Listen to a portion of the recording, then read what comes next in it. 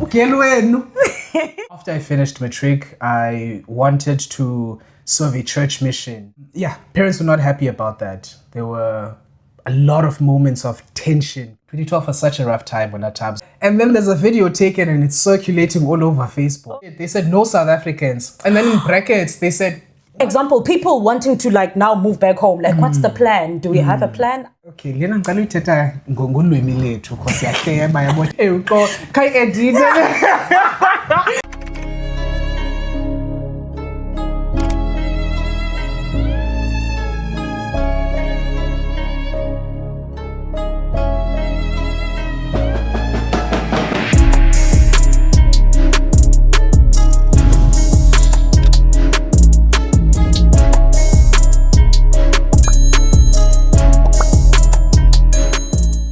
Wadidooo Shengelengez, welcome back to my channel. It's your girl Tavi and I'm back with another video. If you are new to my channel, please don't forget to like, comment and subscribe. And if you're older, Wadidooo, thank you so much for coming back, clicking on this video, liking, commenting, subscribing and doing all the other amazing stuff. So we are back officially with a new episode of It's Just a Podcast because it doesn't have a name. But yeah, just comment on the comment section what you think about the new setting and the new background and all of that good stuff. And today with me, I decided to bring Lunga. Mkutswana!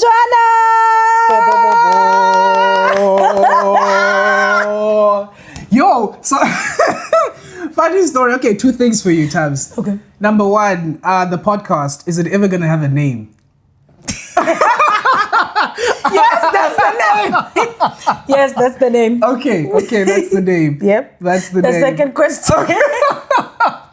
Okay, the second is not a question. Guys, we've literally been trying to start this podcast for the past 2 hours. No, it's 4. 4 hours. Okay, Guys, listen, let me tell you something. I was so excited to see Lunga because, listen. It's been a journey.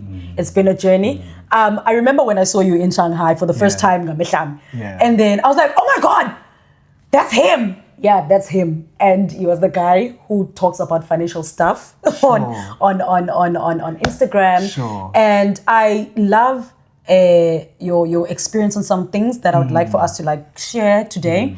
And I was like, listen, when you said I want us to come and have a sit down together, I was like, that's exactly what I was thinking. Yes, Pookie. Yes. Anyway, without wasting time, guys, I would love for you to tell us a bit more about yourself, where you're from, and how you grew up. Sure. Okay. So as you said, Tabs Ngulunga, I hail from Mkutswana. So before coming abroad, I actually used to think that everyone knew where Mkutswana is because at some point Mkutswana it was the second biggest township in South Africa. Yeah. So the assumption is that as South Africans, we know Mkutswana, ukubona. All of us know. You know Soweto, Mos. Yeah. You know Soweto. Okay, next question. We are asking Mkutswana. Mkutswana is in this then came. Mkutswana was a lot. Okay, I know. I've heard of the word. I've heard of the name. The name. Yeah, Mkutswana. You've heard of the name? Yeah. Sure. Yeah, so this is what I've discovered. So just for those who may not know where Mkutswana is located, it's located in the Eastern Cape. It's 30 minutes away from East London. A lot of people know East London. Mkutswana is 30-minute drive away from East London. So that's where I hail from. A couple of interesting things about me. So born and raised in Mkutswana, so Kasi boy through and through. In terms of schooling, I went to a predominantly colored school. So primary all the way through high school. Okay, so sorry to cut you off. Yes. Jy praat Afrikaans? Ik praat goeie Afrikaans. Okay. In fact, so as I speak, you may pick up a couple of, maybe the accent, you'll pick it up in the accent. If we speak long enough, you'll be like, man, that's a bit of a colored accent, you know? Yeah. Yeah, so there's a bit of that. So primary through to high school, went to a predominantly colored school. But then from the age of 13 to about 24, 25, I was heavily invested in a white church. Oh. Yeah, but so by white, I mean the culture was white. Whenever we had lessons, they were white. Sermons were white. So that sort of influenced. So if you had met me before 13, I would have spoken, this would be my accent, yabo. Oh. But then gradually, through the influence of the church, the accent then changes to what it is now. Oh. So a little bit about that. So heavily invested in church from 13 to about 25. And as a result of being invested in church, after I finished matric, I wanted to serve a church mission. Oh. So what this means is you go to another country and you basically tell people about God for 2 years. Voluntary service thing. So did that for 2 years, came back, did university. After university, really struggled in terms of funding when it came to my university studies. And that was sort of the backdrop that then informed me coming to South Korea. So yeah, in a nutshell, that's Lunga, a little bit about who I am, a little bit of a few experiences that then inform who I am. Oh, okay. So you mentioned that you had to leave with the church and go away for 2 years. Sure. Where did you go? Oh, okay. So let me actually backtrack a little bit. Okay. Tabs, ne? Okay, no problem. So when does this happen? This happens in my matric year. So this is 2011. Yeah. Ne? Tabs, I'm all in the church. Everything for me is about the church. Yeah, more. And so in the church, there was an expectation for males who reach the age of 18 going to 19 to go on this voluntary church mission. Yeah. You can get called to serve anywhere. It can be locally within either Johannesburg or Cape Town, or it could be abroad in other countries in Africa. And a couple of people I know got to serve in America, so Western countries abroad, outside of Africa. Yeah. So I'm interested. I want to do this thing at the age of 18. So I speak to my folks. Hey, me, I don't want to do university. Me, I want to. I'm out. I'm out. Yeah. I want to go serve a church mission. So obviously that my parents weren't involved in my church. That was sort of a thing that my oldest. So I have got an older sister. She's 4 years older than me. I've got a younger sister who's 8 years younger than me. Oh. So we're a family of 5. Middle child. Fine. I tell my parents, hey, me, I want to go serve a church mission. I want to tell people about God. Yeah, bo. Parents were not happy about that. There were a lot of moments of tension between myself and especially my mother. She was the most bothered by that decision. Yeah.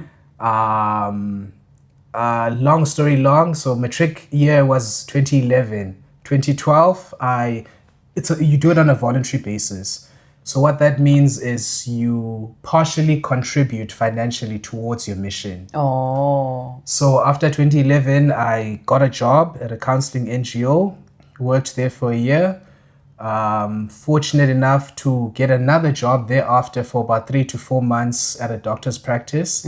So this is in 2013. So 2013 April, I finished my mission application. I received what's called a call, which is basically assigning you to where you are going to go in the world to serve this mission. So call comes April, and I am going to serve in Uganda. So it was Uganda for 2 years from April 2013 to April 2015. And how was the experience? Oh, it was amazing. It was amazing.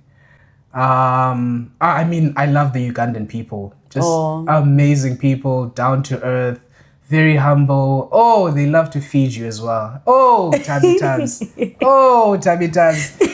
Oh. Inoba, each day we would visit 6 to 7 people. Every single house we get fed. Every single house. That's what I'm talking about.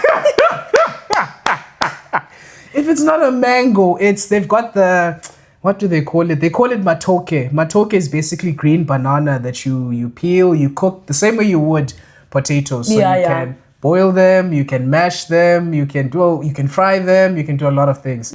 So it always have matoke and beans or matoke and there's a ground.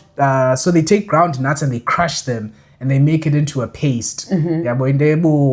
Like, Papanyan. yes, papa, the matoke, you dip it in the chinat, they call it a chinat sauce. You dip it in there. Oh, it's so good.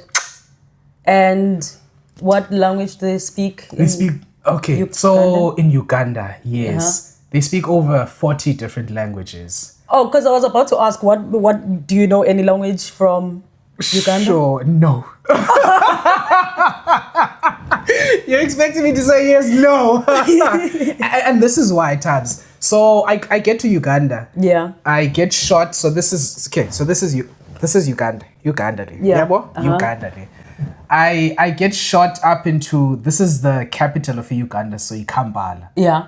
I arrive, I get shot up in the north, which is called Igulu. Yeah. Ne? Igulu, they speak a language called Acholi. Acholi is a language that sounds a lot like Chinese. So for example, if you say ni san, it's Chongqing. Yeah, bo. So it's nothing close to an African language. It sounds very like closer to Chinese. It's a lot of vowels as opposed to like consonants, that sort of thing. Yeah, yeah. So it's that kind of language. Fine, I get them like, I want to learn this language. Learn. Yeah. Now what they do is every 6 weeks, they either keep you in the same area or they move you. So fine, they kept me in Gulu, I think, for about 6 to 7 months. And then they shot me down to Entebbe. Entebbe is a completely different language. It's Luganda. So Luganda is closer to like an African language. Okay. So closer to your Zulu, your Xhosa, your Kiswahili maybe. So then it's like, okay, fine. I try to learn a little bit of Luganda. But then again, I get shot to Okay, I would also just stop. So then I'm like, yeah, because that's a lot of languages. It's a lot of languages. And to be fair, like some are dialects, so very similar. So like, very similar, but at the same time, it's like not similar. Yeah. It's like a person coming to the Eastern Cape and learning Xhosa, and then moving to Durban. Not bad. Not bad, but at the same time, Zulu is not Xhosa. For an outsider, as a Xhosa person speaking to a Zulu person, perfect, it works. But as an outsider having learned his Xhosa, and then you take me to KZN. It's like, what's going on? Like, ow. It's like, I thought I had this thing, but I don't have I it. understand. Yeah, like, we are guys. In the Eastern Cape, it's like, I get you. So, then you decide, Oguti, you want to move to South Korea. Yeah. Okay, now we know the motivation behind South Korea. You did mention it was because you wanted to study. Sure. So, did you know specifically like, I am going to South Korea? And what was your first impression when you got there? Sure. Loaded questions when I times, because you asked 3 questions in one, ne? Yeah. And let me answer all of them, but allow me to give a little bit of context, ne? Sure. And then I'll answer them. So, quick timelines. 2011, finish high school, ne? 2011, done with high school. Yeah. 2012, I'm working for that counseling NGO. 2012 was such a rough time on our times because it's a time where I'm having this tension with my parents. It's really tough. In the same breath, I really want to do this mission thing. I've chosen this thing and it's fine. It's the hill I'll die on. Yeah. So it's a year of tension. It's also a year where I really start getting into my independence because I'm like, hey, my parents don't support this decision. So I have to see it through. Meaning I need to get the job, everything that I needed for mission, when I clothes, shirt, pants, everything, bought myself. I took myself to a driving school to learn how to drive. I got the license. So it was a year of independence for 2012 for law. Fine, 2013 happens. I go on the mission. So, okay, I'm highlighting this to kind of show you that from 2011, I really got into my independence. I made a choice and I was like, I need to see it through because I'm going against my parents. I can't expect them to also be the one to then, for lack of, let's say a better word, fund this dream. It's my thing. Yeah. Fine, I see it through. Go on mission for 2 years, come back once again. There's still a bit of tension because I'm coming back with a lot of guilt. In that times I'm like, I went against my parents. I said this thing would be 2 years because mission is 2 years, but there's the year I worked before. Yeah. And then the following year after that, I worked for another 3 months. And now I'm coming back in April of 2015. So in total, before I'm starting university, there are 4 years. Gone. Yeah. Gone. Yeah, well, fine. So that 4 years, so I'm coming back with a deep sense of guilt to Kubo, and I'm like, I couldn't even ask for airtime when I came back. Damn. Because, once you say, but when I need to pay. And that's the thing. To be fair, Shem, they when they had gotten to a point of acceptance, pre-mission, I think they saw that I wanted to just own this decision. Yeah. So they respected that. Yeah. So they took a step back. They're like, okay, do your thing, buy your own clothes, do your own thing, and actually right at the end, so I got all my shoes, the pants that I needed, the shirt, the everything. And I ran out of money for a suitcase. And I'm like, shit. So in my mind, I'm thinking, ends out teen. How am I going to get a suitcase? Also, like, I've received the mission call. I've gotten a date. I know when I'm leaving. Yeah, everything is set. So, like, there isn't even time to, like, work a bit more to save up for a suitcase. So, come on. Oh, Shem. Oh, Ma pulled through. She's like, let's go. We went, I remember it was Edgar's. We got and it wasn't a cheap suitcase. Because all I was expecting was a cheap and a suitcase. A bag. Yeah, just get me something. All I need is to put my clothes in there. So I go on this mission thing. Yeah, well, fine. Shem got me a really good quality suitcase for Edgar's. So, Shem, they weren't malicious in any way. It's just, it was a decision that they didn't support. They saw that I wanted it. So they're like, hey, do your thing. Come on. And right at the point where I needed support the most, they're like, we are here. They pulled through.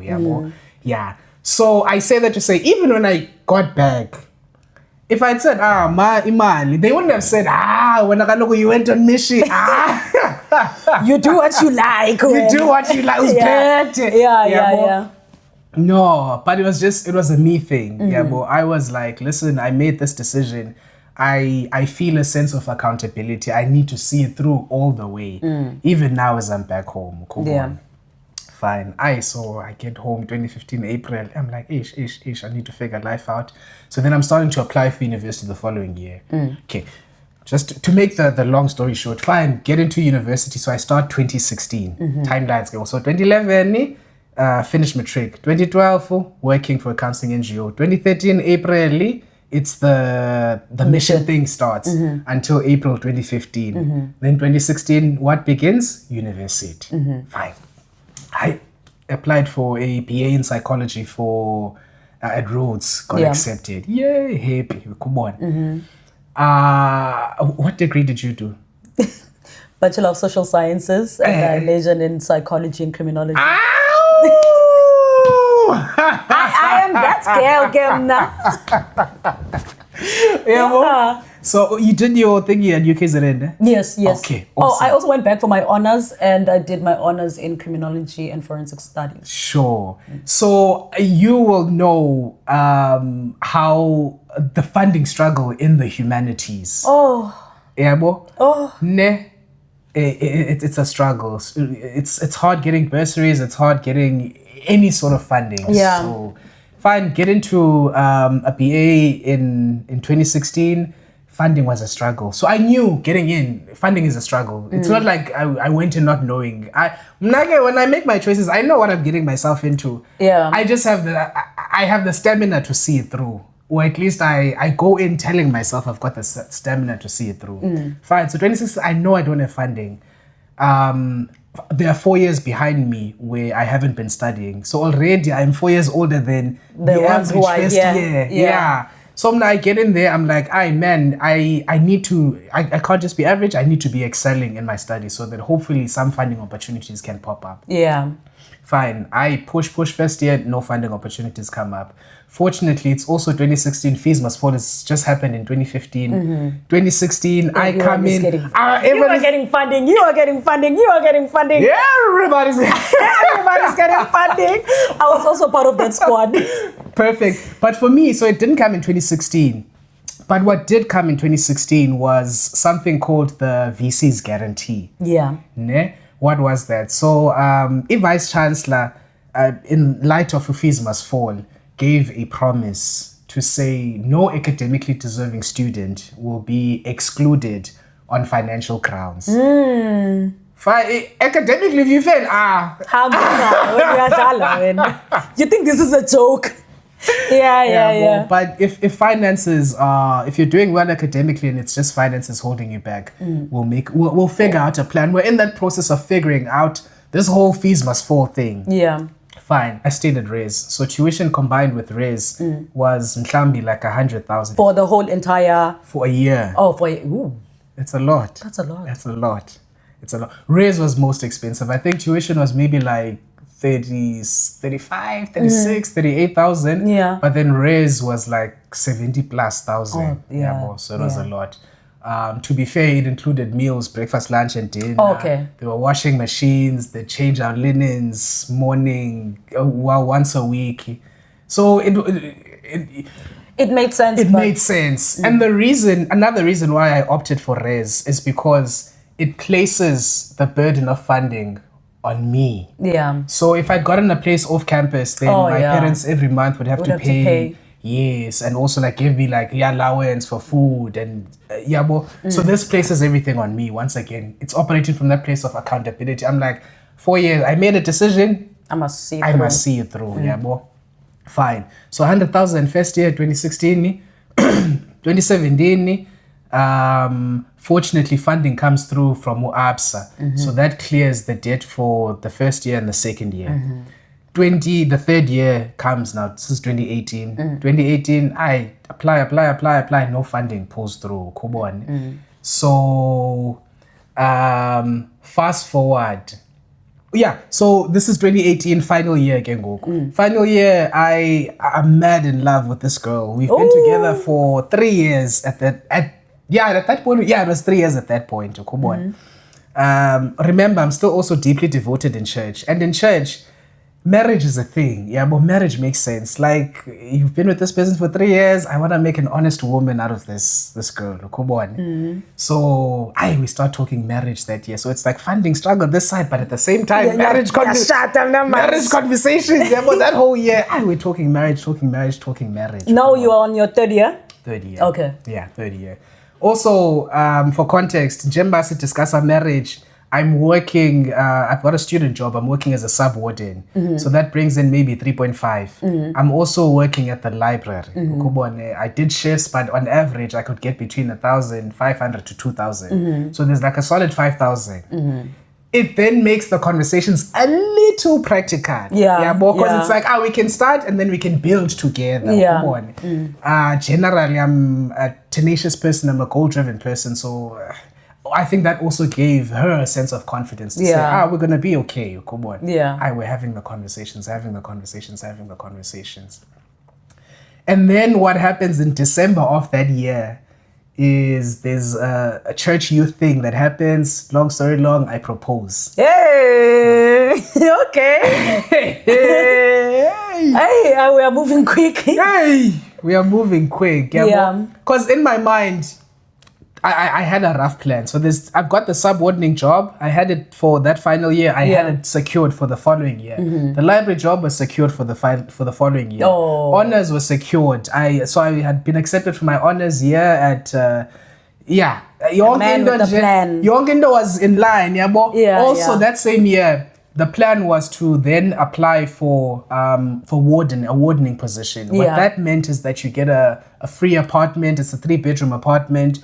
You still get the free meals, so breakfast, lunch, dinner. So it's like, the biggest expense when it comes to marriage would be taken care of. Which is housing. The house. Okay. Yeah, so I'm like, there's a plan, Tabs. Yeah, but Yeah. we weren't just having the conversations blindly. There was a plan. solid plans to go on. Yes, there were Yeah. solid plans. Fine. What then happens? So this is December. The proposal happens. Happy. It was a big one. Take videos. People took. It was at a youth conference. So there's like Tabs. Millions of people there. You know, about 300 to 500.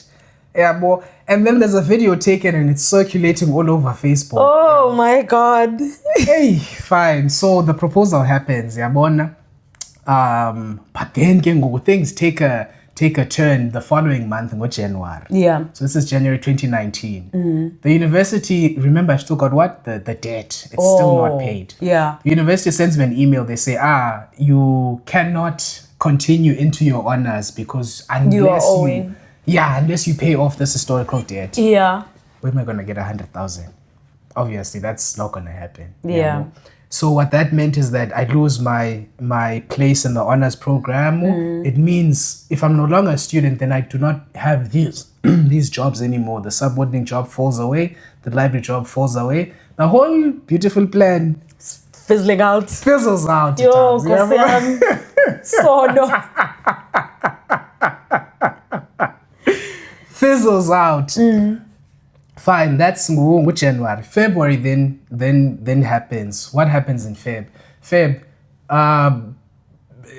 Really. So I'd applied for sociology honors at NMU as a second option. I applied to many universities more. So they didn't get back to me. Rhodes got back to me. So I'm like, I'm doing honors psychology in 2019. Fortunately, in Feb, the NMU pulls through and they're like, we've got a spot that opened up for social honors. Come through.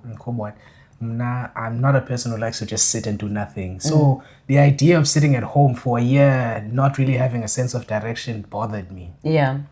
So I'm like, I know I've got 100,000 dead here, but let's go collect another one there. Let me show you guys what I'm capable of. I'm a debt collector.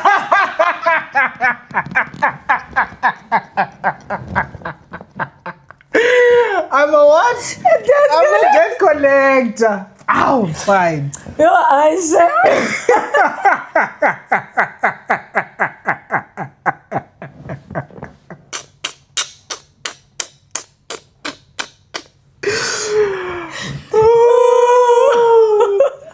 So yeah, that's the situation. So this is 2019, Gengu. Yeah. 100,000 ngapha. Fortunately, tuition and res at NMU were significantly cheaper. So for the whole year, it was 40,000. Including res? Including res. Oh, so it's res, good. Yeah, it was good, Shem. Also, it's the honors program. I think I only had like 4 modules. Yeah. Yeah, so Shem. About that, I was like, 40. Me, I'm used to 100K. What is 40? What is 40 happen? Ow. Yeah. So fine, I have that day. I do my honors here. Now, at the back of my mind, I still want to make an honest woman of this lady. So, by around March, April, I start applying everywhere. Applying up. Jobs. Oh. I'm applying everywhere. Jobs I qualified for, I was applying for managerial positions. Logistics manager, I'm applying. Truck driver, I'm applying. I'm applying for everything, Tabs. Because you never know when God's grace has located you. You will never know. Yes, that's something that I've also learned and heard, Uguti. Just because that description thing tells you, Uguti, you need to be qualified and have so much experience. Yeah. You may never know. Apply. Yes. So I really like respect what you did. I really respect what you did. But now none of them came back to me. But at least to apply in. Yeah. It's always good to do something and know, okay, I did it, and it just didn't work out the way I wanted it to work to work out. Yeah. Unlike not doing it, and then you are sitting in your mind with what if I had applied? What ifs I feel like are the most uncomfortable things to ever want to find yourselves in. But anything else, I don't care what you rejected me, as long as you no kile and you said no, much better than me not trying. Because now that's on my conscience. I'm sorry, I'm not gonna do that to myself. Actually, that's so true, Tabs. Because when I tell the story, I tell it with a clean conscience because I know I tried. There's no stone that I left unturned. Exactly. I turned every single stone. I tried everything. Yeah. Fine. March, April, May, June, apply. Nothing is popping. So then I have this friend that I studied together with back at Rhodes. Ngutumi. Igama lakhe Tumi Kononde. Bless that goes hard. Love her to bits and pieces. She made she had just moved to South Korea. She makes a WhatsApp post. I think she was traveling Thailand or something like that. Yeah, definitely. Because they were living life. They will live life. They will live. They will live life. They will live. Very inspirational. Yeah. So then I'm like, man, Tumi. What's Tumi doing there? Let me text. So I text to Tumi. I'm like, hey, man, and then where are you? She's like, South Korea. Then I start asking like questions. Yeah. Like, hey, what are you doing what there? What are you doing? Teen, what are the requirements? I'm like, man, I meet the requirements, Mosu. Come on. Yeah. Tell me more, my friend. Literally, she didn't just give me information. She held my hand throughout the application process. Yeah. So after getting all the information, I'm like, I want to do this. Yeah. Because I was tired of two things. Number one, I'm tired of accumulating debt. Yeah. No, I've been a debt collector enough. Yeah. It's time now to pay back the money. Yes. Please, pay back. Pay back. Like, I want those masters, yes, but pay back the money first. Yeah. You know? So that's number one. Number two, there's still the marriage thing. There's the marriage question. And the thing is, this marriage question, this thing of doing public proposals, it's everywhere, yeah, boy. And now everyone is left with the question, Manje, what's the next step? And the thing is, it's fine. Like me, I don't care. You can't pressure me into doing things that I don't want to do. Yeah. But she was getting a lot of those questions. Yeah. Kanti, when are you guys? When is it happening? The proposals last year. What? Namanje. Like, months are rolling by. Like, what's the plan? So that also like weighed on me. So I'm like, hey, I want to make an honest woman of you, but in the same breath, I'm applying, no jobs are happening. The following year, I'm going to stop with my honors. I have a debt here. I don't know if they'll allow me to do my master's. Yeah. Is that concern as well? Yeah. I'm tired of collecting debt. Here's an opportunity for employment. Let me go try. Yeah. Let me just go and try. Yeah. Fine. Long story long as we wrap the question up again, go as to what informed. Questions. Yeah. So essentially, those are the motivations for Korea. It's like, hey, funding, yes, I've got debt. There's the marriage pressures happening, the finances. I don't want to go home because remember, I've still got that sense of guilt, accountability that 4 years have gone by. I decided to go do a church mission thing. Now I do my degree, I come back home, I sit. Yeah. I would feel like a failure. I want to go back home and sit for a year. In the same breath, even if I do that, let's say I do that for love, I try and find another avenue, I'm going to be a very miserable version of myself. Yeah. And I'm not going to be, and I explain this to her, I'm not going to be any good for you because I'm not going to be happy with myself. Exactly. Yeah. Cool. Fine. I have the conversation. Obviously, it wasn't an easy conversation. It was hard for her to get to a place of acceptance, but eventually she accepts. And yeah. Do the application, and that's how South Korea happened. So what year was this? So this is 2019. Do the application, do the interview, everything's good, and then I leave 2020 Feb. Okay. And then now you get to South Korea. Sure. First impressions. I loved Korea. Oh. Yo, I loved Korea. Yeah. Oh, I loved Korea, Tabs. Why did I love Korea? Okay, I think first of all, and I can appreciate this more because I've been to China now. It can't be that bad. Come on. It can't be that bad, Lunga.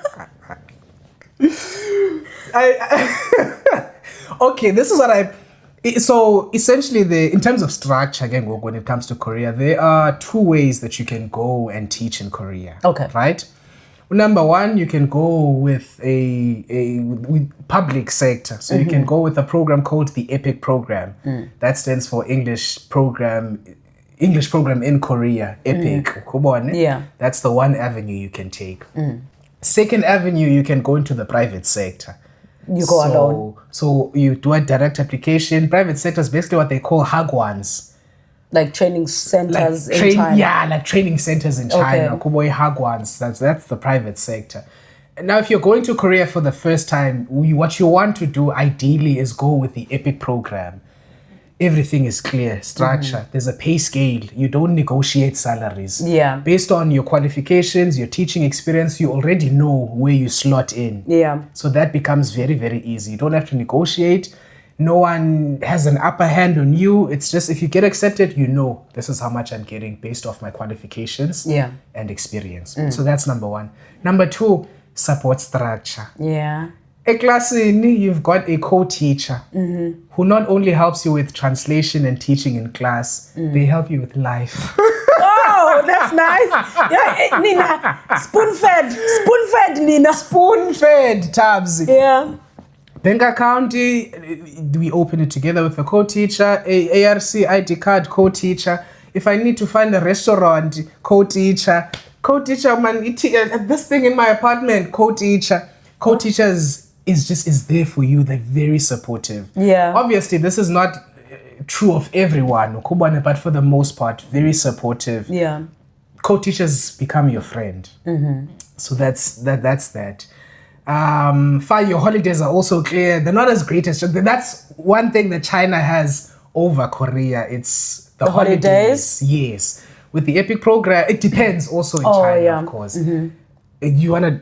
No, I wanted to ask, Ugutin, is it the same with the EPIC program and with the private institutions, or like there's a place where you get more holidays compared to the other? EPIC, you get more holidays. So, but it's not China more. No, China's like, it's paradise when it comes to holidays. Obviously, depending on what kind of school you're working for. Yeah. But okay, EPIC, you have 26 vacation days for the year. Yeah. Ooh. Yeah. Not bad, but not compared to China. Yeah. Yeah, well, it's not the that's excluding the holidays public holidays. That's excluding public holidays. So this is like vacation time. So normally they recommend that you take 8 days in the summer and then the rest 18 days in the winter vacation. So winter would be like Feb for us, right? Okay. Yeah. So Asian. Oh, the same. Asian, Yes. Yeah. Same. But it's only like 8 days. We have like, I don't know, at my school we have like 6 weeks in summer. China, current school. Okay, so I'm currently in China. Are they hiring at your school? Sorry. At the moment, no, I'm sore. Should sore. That's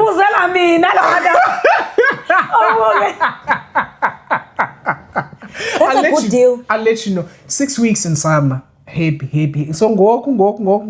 Couple of just we're gonna have 6 weeks. Yeah, boy. So 6 weeks in summer, winter is 4 weeks. Yo. So sorry again. How are your vacations looking? I don't want to talk about it. But I'm happy, but as long as we're happy. As long as you're happy, that's all that matters. Are they better than EPIC? Much better. Perfect. So EPIC in Korea is better in terms of pay, in terms of vacation, in terms of support system. Yeah, it's so much better. The private sector, hit and miss. Yeah. You hit and miss. Yeah. You might pop up, you might not pop up. It really depends. It depends. But generally in terms of like holidays, there you get maybe, I've heard of 3 days in a year. I've heard of 7 days in a year. I think generally 7 days is the standard in the private sector. But maybe if you're lucky, you'll get 2 weeks. I'm the whole surprised as if that doesn't happen in China. It actually does happen, especially if you work at a training center. Yeah. When I worked in 2020 when I got here, I didn't have holidays at all. The only holidays I had were like the public holidays. Damn. And then the rest, people are saying they're going on holidays, kindergartens are closed. I go to work. Damn. January, I'm here. Summer holidays, I'm here. Hectic. I hated it so much. That's why I worked there for like a year. And I was like, and I left. Good. And I never looked back. Good. Good. So nje, you're hectic. So maybe, so based off what I've shared with you, and hopefully I'm not out of line because like I'm asking you a question. No, it's okay. It's cool, naked. So based off what I've explained to you, how is that different from your experience in China? Maybe the teaching structure, the pay, the holidays. What would you say on that? With my experience, Sure. well, I've never worked in Korea, but my experience has been good. Yeah. Because, okay, I know that I do story times. Sure. And I come and Lavaza the school. I'm Sure. so sorry, guys. Now I'm Should sorry. sorry. Now I'm a brand new person. I don't do those things, ne? Yeah, because honestly speaking, nothing bad is happening now. But for example, my first year was terrible. I worked at a training center. When I wanted to leave, that guy didn't want to give me my papers, and I had to give him my salary for him to give me my papers. Or else I was not. Because another thing, I don't know if you guys had this thing in South Korea, but here, let's say you leave a school and probably, well, now schools are so happy to let you go. Yeah, because... Okay, of course. Yeah. So, because of that, well, before, and also because they didn't have a lot of teachers, so if you wanted to leave, you had a problem with leaving your school. Now, this is what the problem was. Well, I don't know why that was like a thing that had to be done. Maybe they were also protecting themselves in a way, but I just don't understand it even now. Let's say your contract ends, right? Why can't the system pick it up? The contract has ended, so when you go to your new school, the new school can just apply for you. Here, the school that you work for, the contract is done. They need to give you some documents to take with you to go and apply at the new school. If your school doesn't want to give you those documents, baby, there's nothing you can do to go to the next school. You are stuck here with us. You gotta make a plan. Yeah, boy. So this is the documents are release letter. Yes, the release letter, the cancellation letter, and I think the recommendation letter, because some cities do want that. So I'm wondering if you guys had the same thing in South Korea, where if your contract is done with your school, you need to go back to your school and ask them to give you some documents, because those documents are needed. There is nothing you can do with the new school before you get these documents from this school. So yes, that was true of Hagwons, so the private sector. You needed a... So here we call it... it's still a letter of release. So the school needs to give you a letter of release from one Hagwon if you're planning to move to another Hagwon. With the EPIC program, Shem, there's a bit... it's fair. That's why I advocate, if you're coming to teach abroad for the first time, I think try Korea, try the EPIC program. Yes, there are challenges. Okay, challenges now because birth rates in Asia generally are very low. So the EPIC program doesn't have as many positions as it used to have in the past. So that's an issue. But if you can, EPIC program, I recommend. You recommend that? Because in the EPIC program, every year, a couple of months before the contract comes to an end, they'll send you a document to say, I think it's something of intention. Do you intend to renew? Do you intend to not renew? So you let them know, I want to renew. I don't want to renew. I'm leaving. You also have the option of saying, I want to move. So I'm within the EPIC program, but I want to move to a different city. Yes. You have to interview again, resubmit your documents. So you interview with the head office. And if your interview is successful, you move again. You move. No problem, no squabs. Also, your current school doesn't fight to keep you. Because you're the best. If you want to go, you have to go. Bye-bye. Sure. I think that's actually much better, because another thing that we are experiencing now, now that you said Asia, yes, it makes sense, because I wanted to say, truly, the problem that we have in China is not just the problem that we have in China. Even in South Korea, they have the same issue. Because even with us now, finding a job is really, really difficult. This is actually something that I used to talk about with the guests that I used to have on the first season, that we were having a difficulty with getting jobs. But then now, one thing that I've also realized is, now you don't just not get a job. The salary went down, if not 2 times, probably 3 times. And to that point, Tabs, go on. Please don't forget your point. Ne? I'm just going to interject and then boy. I was speaking to a couple of friends. Oh, they're actually in Shanghai. they were mentioning that with their schools. So you have people who either are having the schools renegotiate their salaries. So if you're earning higher, they're saying, "Hey, come down. If you don't accept, we've got options in the market, you know." So negotiate down or you can leave. So that's one thing. Others, they've been flat out told, and it's this color. They're told, we can't afford you, we can no longer afford you.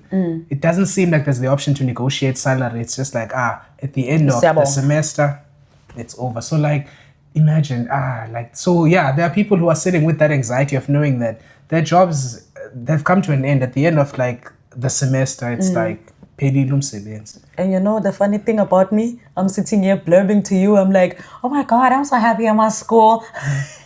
I gotta sign a contract. But I'm confident. They can't do me like that. After all these years I've devoted to this country. Are you teaching? Okay, so are you kindergarten? Kindergarten. Okay, sure. What I wanted to say is they drop down the salaries. Manje, there's offers for 7,000. Yeah. 7,000 Lunga. No. It's terrible. Yo, how much is 7,000 in rands? Probably 18. 18. Hey, no. Let's say 16, 18. No, it's not worth it for you to leave home. To leave your country, and especially, this is something that I always say. If you have a job, because I do get inboxes from people asking me, "Oh, Tabi, I have a permanent job in South Africa. I am a teacher in South Africa. Sure. Do you think it's worth it for me to quit my job and come to China?" I'm just honest, guys. If you still want to come to China, yes, you can come. It's a beautiful opportunity. Good, like. I would take it over and over and over at any time. But now the thing is, the situation back then for me was not the same situation that you would find yourself in. I mean, at that time, I was fresh from school. I didn't have a job. And I when I got here, my first salary was 13K. I always tell you guys that. But then now the thing is, if I had a permanent job now and someone offers me 7K to move to China, I wouldn't do it. It's not worth it. It's not worth it. It's not even worth it for a person who lives in China and they want to move to a new school and the new school tells them, 7,000, you know, because there's a lot that you sacrifice, guys, to move to China or South Korea or whatever. So it's hectic.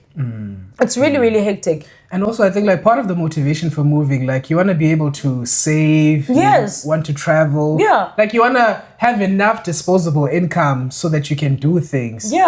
You don't want to 7,000 on that 7,000. I still need to live, buy food, go out and socialize, because I'm not gonna sit at home just because I'm not gonna do all of that. And friendships are expensive. Friendships are expensive, guys. We go to parties. We need to buy gifts, Gucci's. But sometimes we need to travel. If I go out with friends, guys, I'm not gonna. My friends are not gonna go and meet up just because and I'm also not expecting my friends to like eat below their level just because we are trying to accommodate each other so that she doesn't feel awkward when we pay a bill of a meal of 120 rand. I mean RMBs. But so guys, there's a lot of things that you need to consider when you have to don't just think at least and you just want to pack and go. Does it make sense to you? And you look at your personal finances. Does that accommodate you and your plan, your vision, or whatever it is that you... If it's not, it's okay. It's okay. You're not gonna die with you didn't work. And this is something I'm gonna repeat again. Try other countries as well. Try other countries as well. Because as much as you are sharing the South Korean experience, I'm sharing the China experience. We are realizing, at the end of the day, it's more or less the same. So try other countries. Because I think those are the most famous countries, man. It's either you go to South Korea or you go to China. But then now people are also moving to Vietnam. Yes, I was just gonna say, I've been seeing on TikTok and Taiwan. Taiwan, Vietnam, Thailand as well. Thailand money sucks, guys. I'm so sorry. I'm not trying to be weird. Thailand money sucks. Like I'm just being honest. Guys, I saw it if you're in Thailand. So like no offense. Like sure. honestly speaking, Objectively Thailand. speaking, ne? Oh, okay, I think it's also like weird for me to say Thailand money sucks. Sure. China. I'm literally here and I'm just talking about and forgetting what there's people who actually need these jobs. Hey, you can make it work. Thailand is also not expensive, right? So you can make it work. Yeah, but cost of living. Yeah, I guess what I meant is it sucks compared to China money. Hey, from the beginning. This privilege, guys. This privilege. I think it even sucks compared to like the 7,000 that they give to you. Also, to be fair, South Korea money sucks compared to COVID times China money. Like now China's like self-correcting. They are getting to a place where it seems like the market is the same for Korea and China. This is something that we always say, and I've heard this conversation before. If you are gonna think you are gonna get a salary that we used to get during COVID time, forget it. It's not gonna happen. The market is crashing. Yeah. Jobs are there, but the market is crashing. So because I remember there was once a time where I was involved in a conversation and someone said I would never move to China if they are gonna pay me anything less than 25,000. I'm like, that's something to as I say, get COVID times. Not, like before then, people used to get like I said, 13. And I'm not saying, guys, leave home for 13. If you feel like 13 is beneath you, that's fine. Sure. It's good for you. But for me now, with my 13, I had a free apartment. And I lived in a third-tier city. I think I said like 10,000 every month. Because and I had one friend at that time, winter, we are not social, it's cold, you just want to sit at home and sleep. And then COVID happened, there was a time where we were not getting paid. It was just a lot of stuff, So you need to think about all of those things. So, never strong, guys, never strong. So now, also can I just jump in to say, because when we speak about friendships and spending money to like meet up with friends, like I know it sounds like we're talking from a place of privilege, but those are so necessary. It's actually a need, because you must understand, friendships back home are very easy. Yeah. Like if you're in university, you meet up, lectures. Yeah. It's I know Stella knows Ukamva knows Utemba. Like it's very easy to make friends and sustain those relationships. And you don't need a whole lot of money. Like for me, what I miss, one of the things that I miss about being back home is sometimes I've got a good friend of mine. He lives maybe like 5-minute walk from my place. We don't need money. Sometimes I just call him like, hey, Ndwanda, is it nice? Yeah. I pull through. We just hang. We don't have a plan. We don't have to do anything. We just hang. I'm at his house for hours on end. He's at my house for hours on end. We make food in the kitchen. We don't have to spend on anything. Friendships back home can be like that. Friendships abroad are very different. They require a lot more effort. You have to plan an activity. True. You have to go do something. In advance. So all of those things require money. So when we say a 7K offer is bad, it's really bad, because you're not just looking at, I'm getting the 7K, I'm going to pay rent and I'm going to pay food and then I can save the rest and just... You need social interactions. You're in a foreign country. Some of us are spread out. Like I'm in a village as well. Unfortunately, I'm lucky. In our school, there are 8 international teachers. Yeah. But still, like, you have to be intentional about friendships. You can't just say I'm gonna be friends with these because I work with them. Sometimes you guys don't gel, and the person you gel with, exactly. So you have to make trips to Beijing. True. And I think that is very important, especially for your mental health, because guys, I can just imagine having to live here. You don't have friends. You don't have anything. I'm not saying have friends. Some people just.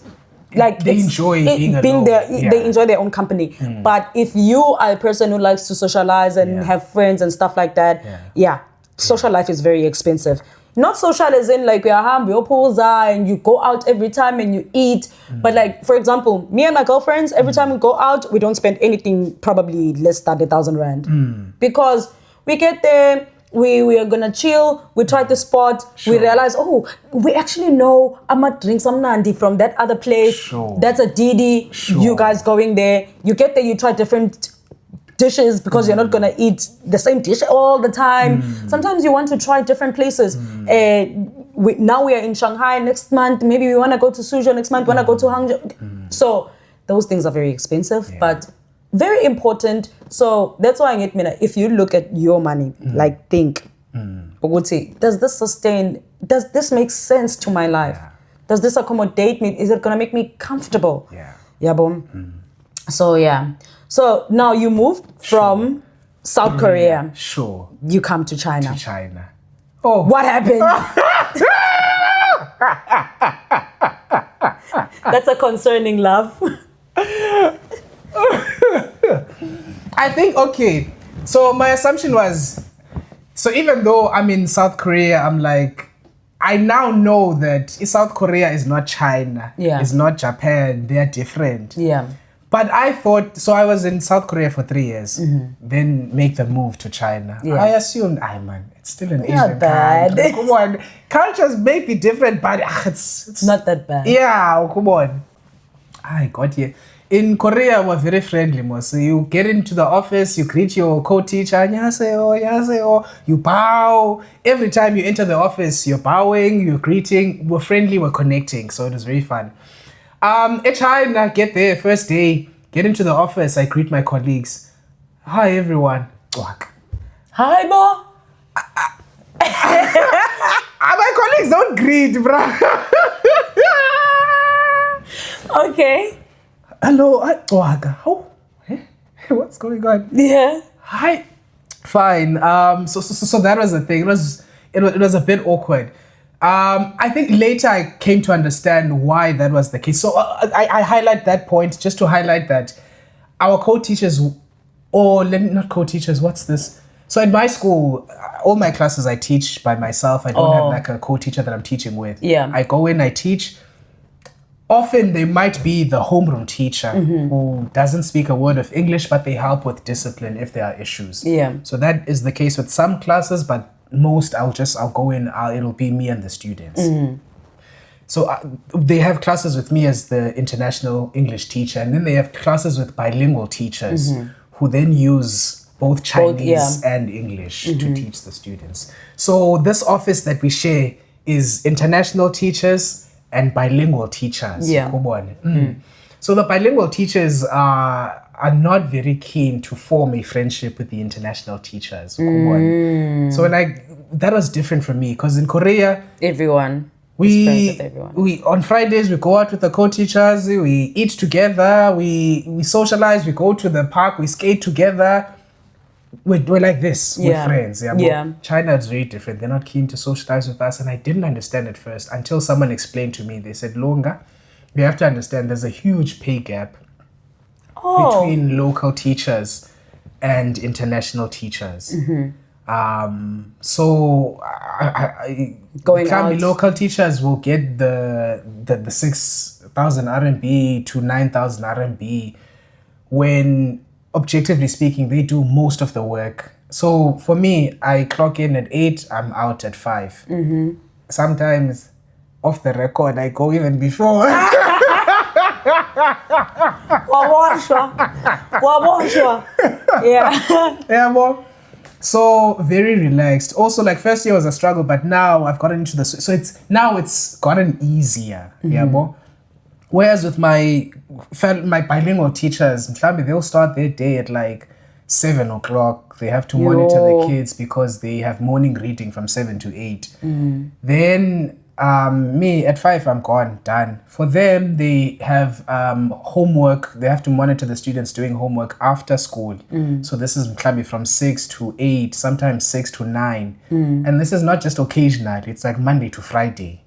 So it's an everyday thing. So they do most of the work. They get paid less. They also have to put up with a lot more than we put up with because they are seen as disposable. So if a Chinese teacher gets fired today, they'll get someone else the next day. So because of all those issues, obviously there's animosity. Like someone came into my country and we did I did a bulk of the work, and you get paid more. Like I'd also feel away. So because of that, they're not so keen on forming friendships with us. So that's the first impression. You guys are not friendly. Yeah. This is not gonna work. Hey, this is not gonna work. So that was first impression. Second thing, hey, the workload was a lot in China. Oh. Yes. I felt like I was actually. Korea is easy, man. Okay, so in Korea, at least so in Korea, you teach with the EPIC program. Yeah. You teach a maximum of 22 hours per week. So that's maybe like four classes per day. Maybe like one day you'll have 5 or something like that. Maximum. You have a co-teacher who supports you.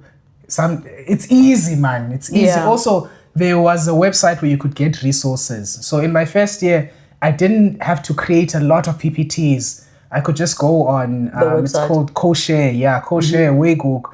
You download lessons. They match with the textbook. So it's like a textbook. Oh, you want this level. Here's the material. Download. You go into class. Yeah. Done. There were games that matched the PPTs. Done. You download the game. You download the PPT. You go into class. You teach. So it was very, very convenient, very easy. South Korea. Yeah. Hey, I get to China. My director wants us to okay, first of all, 22 classes in Korea. First year in China, I'm teaching 30 hours. So that's 6 classes per day. That's a lot. 40-minute classes, 6. So that's a lot, number one. Number two, I have to create lesson plans for each of these classes. I'm teaching 3 levels. A lesson plan is 3 pages each. I teach all of these 3 levels. I see them every day, which means I see all 3 of them Monday to Friday. I must have a lesson plan for this one, and this one. 5, 10, 15 lesson plans that are 3 pages long.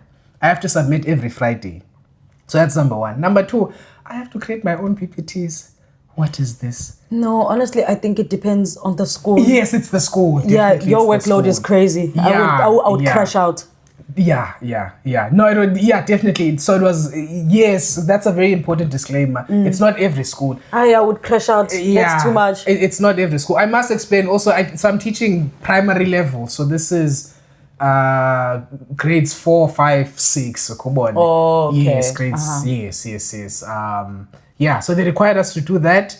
I'm actually keen to hear what your experience was when you first came versus now, and how you've adapted to that. In a sec. When I first came here, sure. Yeah, life was tough. It was tough. Life was tough. I always talk about how I lost my suitcases and how I came in winter and how the food was bad. Yeah. Jay, the whole experience was trash. Yeah. But manje, I'm such a skoko. Nah. I'm so happy. Second year, I'm happy. First year was a struggle. No. I think, first year, what makes it difficult is the fact that, you need to try to adjust to everything. Just like how you thought, just because I'm moving from South Korea to China, it can't be that bad, man, because it's still part of Asia, right? Sure. Imagine moving from South Africa to China. That you've never left the country before. I could have never done that, Tubbs. I could have never done that. And I was 22 at the time. I was going through it.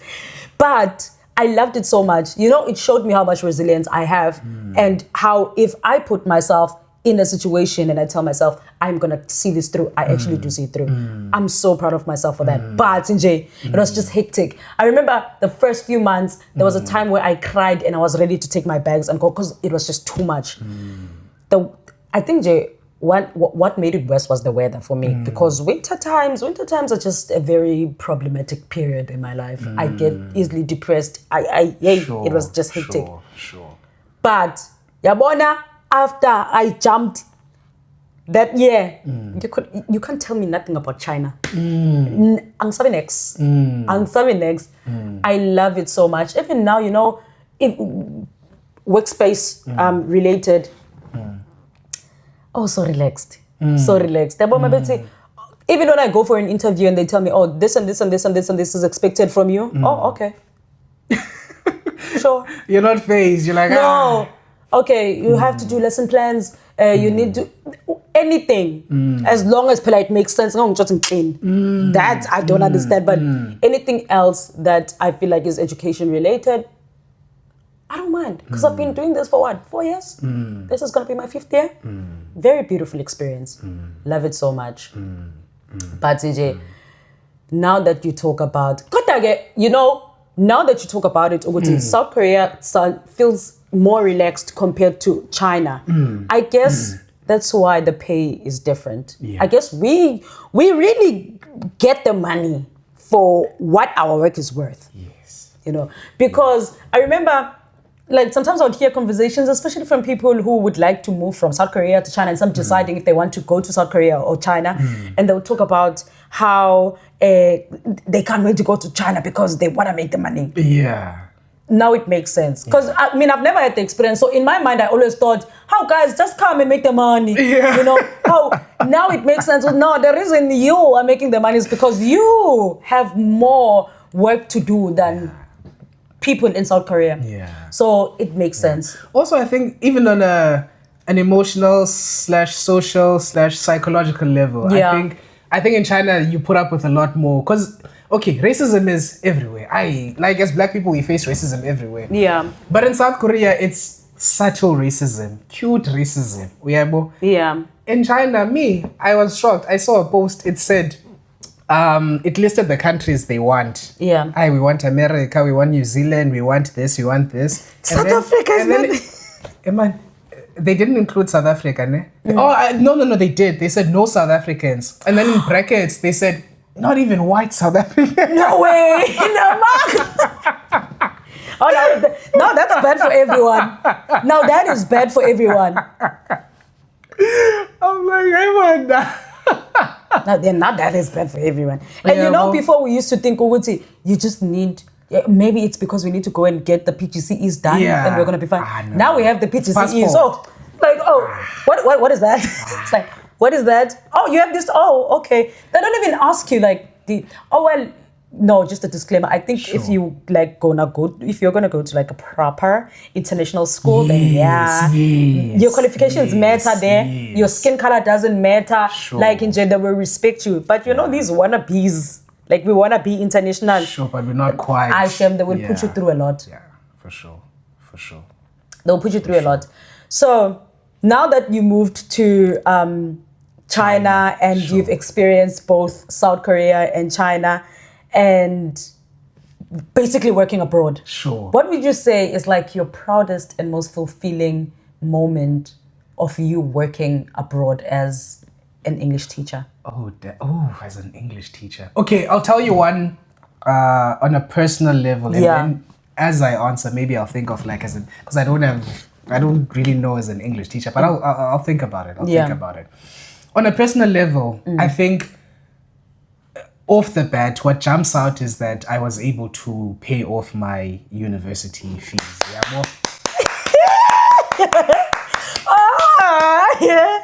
Now 100,000 gone. Gone. Oh, I actually got what happened? So, I turn the context. I'm trying not to fall into that trap of context. But you guys have do enough context. Yeah. But basically, long story long, I got funding for the roads debt, so the 100K. Oh. So even though, it was after I was done with university, I was able to get funding to clear that historical debt. Wow. So the one that I paid off from my pocket was the second debt collect. Yes. Cleared that one, done. Proud moment, sure. Proud on a personal level, but I think the one that really tops it for me was my younger sister. So as I'm exiting honors, my younger sister's entering university.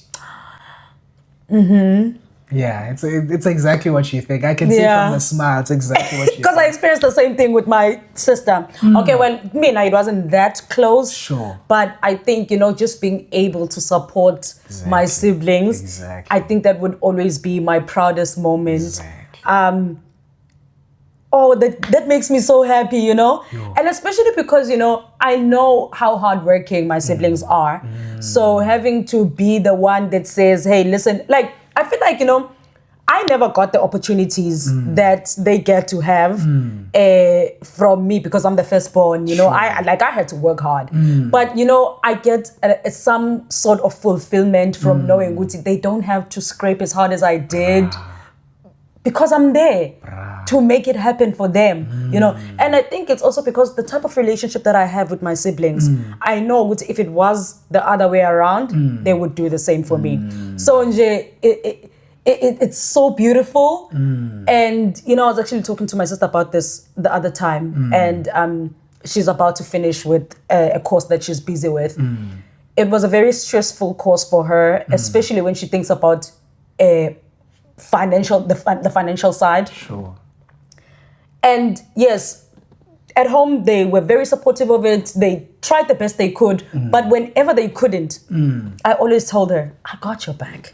And listen, that made me so proud. You understand that it felt like umzali and the ingane yami ayisweli lutho emhlabeni khona. I resonate with you when it comes to that. It's a very wow. It's fulfilling. It's fulfilling. For sure. Honestly. For sure. And my brother decided that he wants to go back to school now. And you know, I think what motivates me is just seeing how much life it brings to them, knowing Uguti they go to school because they want to better their lives and be something good. Like they want to have something good going on in their lives. I love that for them because the life that I'm living, I want them to live it or even better. Like I want them to prosper. So if I'm ever put in a situation where I can make their dreams a bit closer to that, I'm game. I am game. I'm game. Yeah. I had nothing. Yo, it's hard to even explain. Like you can articulate it into words, but like you have to feel. Exactly. You have to feel it. Disclosure though, I have to say, because maybe the family will watch this. So just for clarity. So right now so this is maybe for the past like year or so. Yeah. In fact, maybe even before then, I have financial boundaries. With my family. So I'm not someone who sends money every single month. Yeah. Yes, if I feel like something is important and I'd like to contribute towards it, I will. But there are certain things where I tell my family, I'm like, listen, I understand that this is important for you, but it's not urgent. I want to do it for you. You're my mom, you're my dad, I want to do this for you. You're my sister, you're my niece, I want to do this for you. Yeah. But right now it's not urgent, and there are things that I am also working on. Yeah. That need me to channel my finances in that direction. So I say that to say, I think it's also okay to have a level of boundaries. Yes, help out at home, but not at the expense of your goals and your dreams. Like you need to strike some sort of delicate balance between reaching your goals, your financial goals, but also in the same breath, contributing where you can. That's who I am. Yeah. That's who I am. Yeah. If it's standing in the way of me achieving something, yes, and I feel like you're not gonna die without this. Yeah, you're not gonna die. You're not gonna die without this. And the thing is, people like to come with that energy of, it's important. Like, yes, it can be important to you. Yeah, but and to me you it's it can not. Yeah. I really understand. Yeah. Okay, so moving right along, what would you say is the one thing that you would give as advice to someone moving from South Africa, wanting to move either to Korea or China, because you've had both experiences?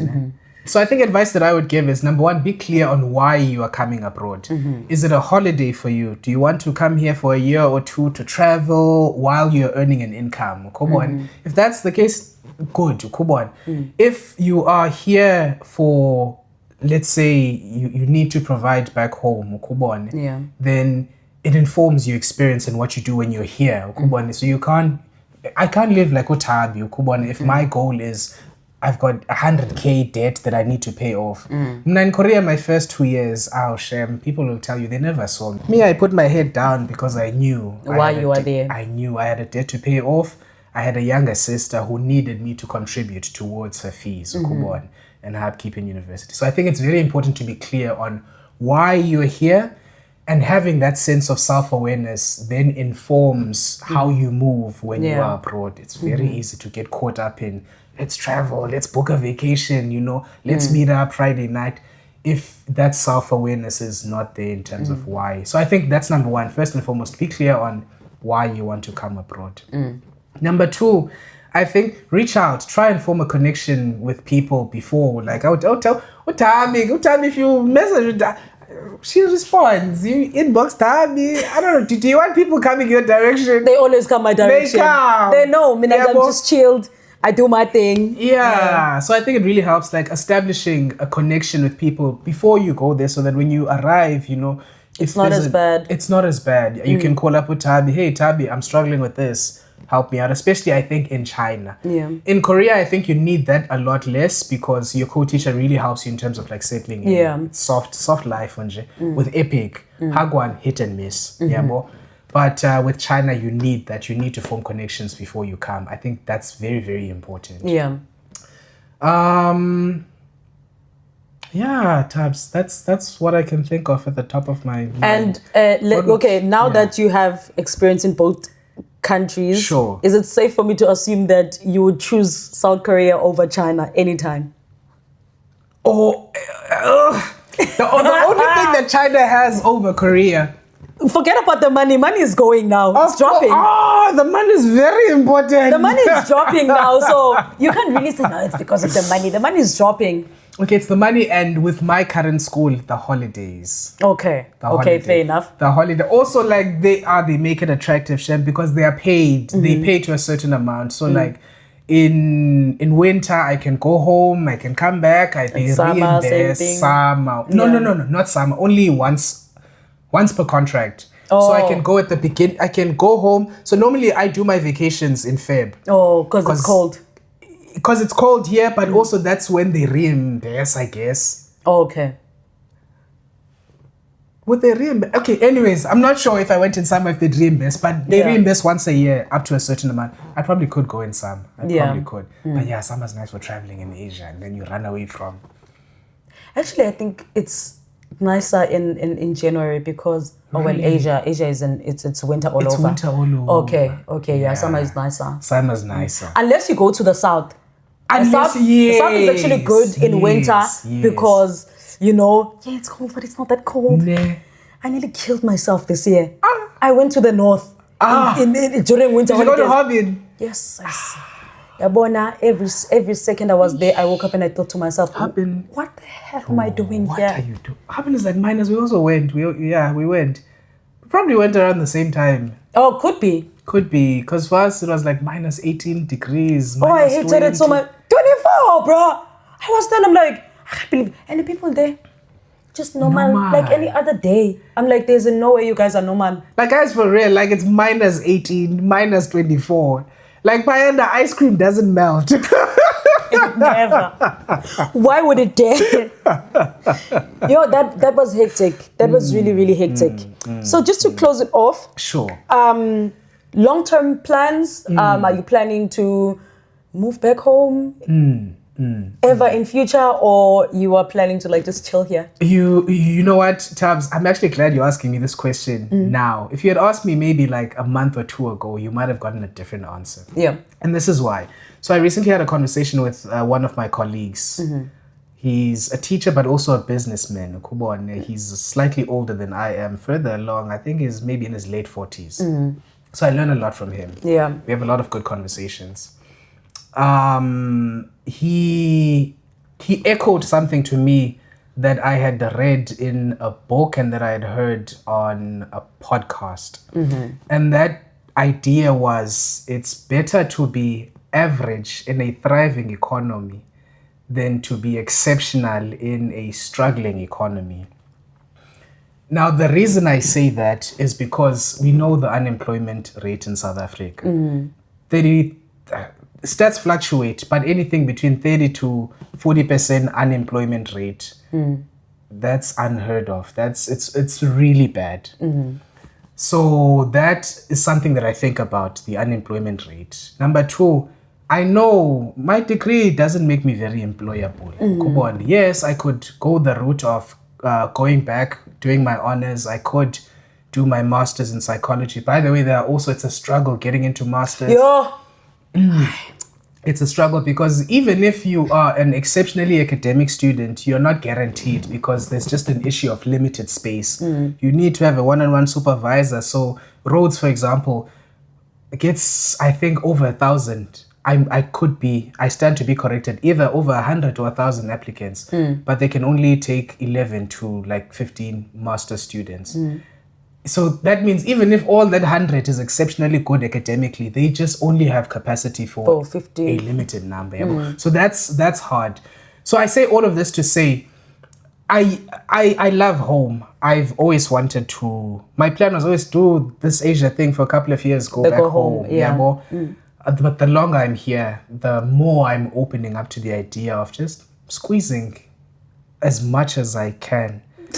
You are me, I am you. You are me, I am you. I'm telling you. Squeeze. It's like every time I think, and I think now I am more obsessed about going back home. Yeah. And the more obsessed I am about going back home, it's the more I just tell myself, if there's still an opportunity for you, stay and take out as much as you can.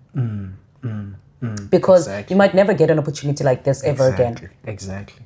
But do it happy. Do it happy, because I can just imagine trying to squeeze money out and I'm miserable. I would die. Exactly. I would die. Exactly. And also, I think speaking with people back home, people with medical degrees are struggling. A couple of months, engineering. There was a protest with doctors protesting lack of job opportunities. The government says, we don't have positions for you. We can't afford you. By the way, so you see, like, if doctors are struggling like that. A BA in I am Mantabs. Yes, we are smart. We know that. Like, we are smart. We are tenacious. We are all these things. But sometimes it's just environment. I think. So I think for me, with the self-awareness that I have of Lunga, my qualifications, where I'm at, I feel like I'm in the best. I'm better off here as opposed to being back home. Yeah, that's true. Yeah. Anyway. Yes. Thank you for coming. Thank you. This was so fun. It was so much fun. I enjoyed this time. I actually wanted us to like talk a bit more, but hopefully you can come back for another episode because I wanted us to actually touch on the fact that because I am more obsessed about moving back home and you are more obsessed, well, not obsessed, but you think the longer you stay, the better. Yes. So I know that you sometimes do talk about personal finance and stuff like that. So, you know, you do touch on important conversations like savings and all of that great stuff. And I think that would be a very important conversation that we can have on its own because I would like to talk about example, people wanting to like now move back home. Like, what's the plan? Do we have a plan? Do I have a plan? I don't even know if I have a plan. But all I know is I am leaving. Gotcha. So I think that would be a very interesting conversation. But thank you so much for coming for today. And, you know, just sharing your experience and for us to also get an experience of someone who has lived in a different country compared to China. Because, most of the time I talk about China, experience in China and all of that great stuff. But I've never really met someone who would share their journey of moving to South Korea. And I feel like now we know the difference. We know what to expect if you are to move to South Korea and if you are to move to China. And just the cultural shock, well, not the cultural shocks, but the differences, you know. So one last one, now that I thought about this, what would you say? I promise. 5 hours. This is her. This is her. I promise you. This is her. No, the thing is, guys, it's not my fault. The reason this video is so long is not me, guys. It's not. I want to ask, give me top 3 cultural shocks. Just quickly, 3 cultural shocks you found in Asia. China. Okay, China in particular. Yeah. Okay, let's group them. Let's say Asia. Because one comes to mind, it's the spitting.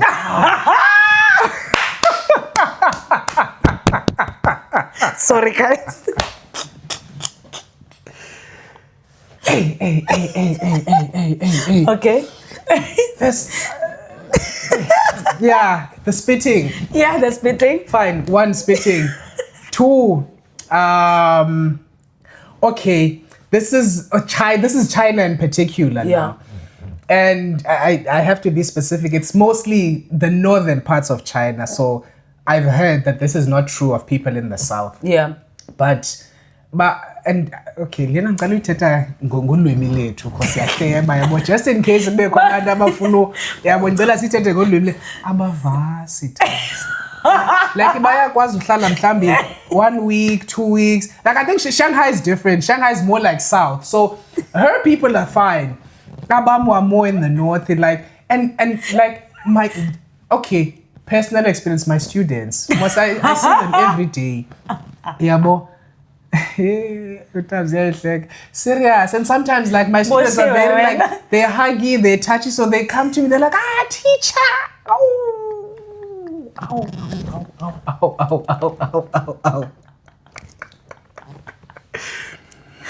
Okay. So that's number 2. So me, I was surprised that people can take a shower once a week. So that's real. Kai edit. Senje mna ndothuswe yilonto guys. Babantu bayakwazi uvasa kai 1 ngeveki, senje kai 1. Umna ngabe nangxaki like ayimphathi kabi lo like uncomfortable lonto bahandi vasa. In fact omnye ukhop teacher uyangena class enantsini office yasibalisa la uthi man digqibele last week uvasa. So forget hayibo. So when okay, so John. And you're fishing mna. Abazavasa every day. Hi once a week is enough. Ewabona na ukuthi So that's number 2. Number 3, culture shock.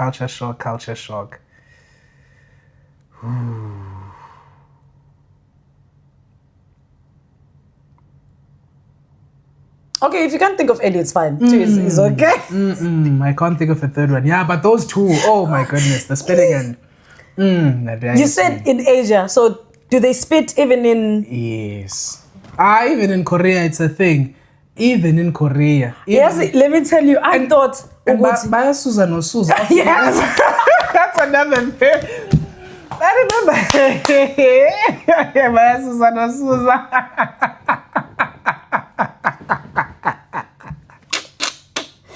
And then oh my God. Nothing is like, awkward. Yeah, like we move. When I'm in the DD, because that's like a closed space. So I might know. Listen. That drive. And sometimes you may go finish awkward. You're like, do I open the window? Do I not? But if I do, Shem. Of course. I do. There is no way you are gonna do me like that. I paid to be in this car. Hey, Weda.